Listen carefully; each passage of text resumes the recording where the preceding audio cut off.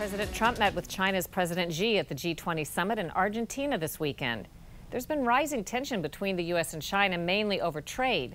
But top U.S. officials say the biggest threat from China is spying that ends up costing American taxpayers jobs and billions of dollars. Scott Thuman recently talked to Bill Evanina, the man in charge of U.S. counterintelligence, about China capitalizing on stolen secrets. How big is the problem of Chinese spying? We look at it from the perspective of a threat and what's our vulnerability, and we put China ranked #1. Their ability to steal our intellectual property and trade secrets has dramatic impact. We're looking at hundreds of billions of dollars a year. Russia is so often in the headlines here. When it comes to spying, to stealing, is China way ahead of them? It's not even close. I mean, I wouldn't even put them in the same league. That's probably even too generic. Russia has their own challenges, don't get me wrong, but the long-term existential threat to our nation is clearly China. So Xi Jinping, the president, has a 2025 plan, which is open. He's not been shy about saying that in 2025, we want to produce 90% of the following technologies, from semiconductors, nanotechnology, hybrid technology, autonomous vehicles, food, grain, seed.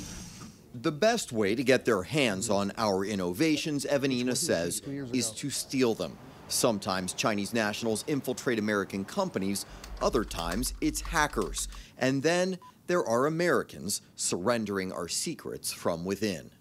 It's also having what's called the non-traditional collector, the scientist, the engineer, the academic, the professor, someone who's working in your company that has the ability to have the keys to the kingdom, that how you make your secret sauce.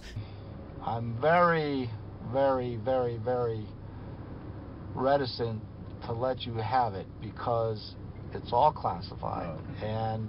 But I will let you see it, and you can take all the notes you want. More than a decade ago, the FBI captured a rare first-hand look at espionage. The driver, a Pentagon worker with a high security clearance. He's sitting next to a spy for China. Whoa. Are you sure that that's okay? Yeah. Who is paying him for secrets. Both of these men went to prison. You've had 6 current or former U.S. government officials that have been charged with espionage-related violations involving China. So it's happening where you have American citizens who are helping the Chinese. That's correct. You referenced those 6. They came from the FBI, the CIA, NSA, State Department, and the Army, right? And they betray their country. China uses social media platforms very effectively to target not only current federal employees, but former employees who are now contractors who put on their LinkedIn site or their Facebook site that I have this clearance or that clearance, and then they send out bogus emails inviting you over the China all-expense-paid trip for a conference. It's estimated that the U.S. lost $400 billion from economic espionage in 2015, mostly by China. That's the same year the U.S. and China declared something of a ceasefire. We've agreed that neither the U.S. or the Chinese government will conduct or knowingly support cyber-enabled theft of intellectual property, including trade secrets or other confidential business information for commercial advantage.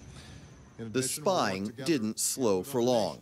Last month, the Justice Department indicted a Chinese firm for conspiring to steal secrets from U.S.-based Micron Technology, a maker of new-age memory chips. The value of those trade secrets, nearly $9 billion. Sinovel, a Chinese wind turbine maker, this year was convicted of stealing secrets from an American company costing $800 million. Now, China is selling those windmills back to U.S.-based cities and towns and in locations, which just makes it even worse. It's put salt in the wound. We're paying for products that we developed and they stole. That's correct. And we're buying it from them. That's correct. The American military is not immune either.